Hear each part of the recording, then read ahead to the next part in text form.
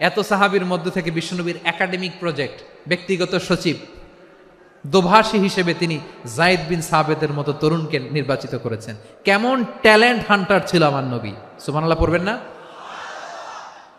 বিশ্বনবীর ইন্তেকালের পরে সাইয়েদনা আবু বকর রাদিয়াল্লাহু তাআলা আনহু যখন খলিফা হয়ে আসলেন, কোরআনকে সংকলনের দায়িত্ব দেয়া লাগবে, কোন সাহাবীকে দিবেন?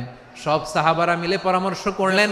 সাইয়েদনা আবু বকর, উমর সবাই মিলে এই বিশাল কোরআন সংকলনের দায়িত্ব বিশ্বনবীর ব্যক্তিগত সচিব, বিশ্বনবীর দোভাষী, বিশ্বনবীর সিলেক্ট করাইলো যায়েদ ইবনে সাবিত রাদিয়াল্লাহু তাআলা। গদি উল্টায় দিছে, ঠিক কি না? কোরআনের কপি তো আজকে এখানে রাখা নাই। এই যে আজকের যে কোরআন পড়েন, এটা আগে এরকম ছিল না। ইশারায় গদি কোরআন নাজিল হলে উল্টে দিতে হয়। সাহাবারা চামড়ার, ওটের চামড়ায় লিখে ফেলতো, জেনজিদের নিয়ে ওটের চ্যাপ্টা হাড্ডির মধ্যে লিখে ফেলতো, গাছের গুড়ির মধ্যে লিখে ফেলতো, বিভিন্ন জনের কাছে ছড়ানো ছিল।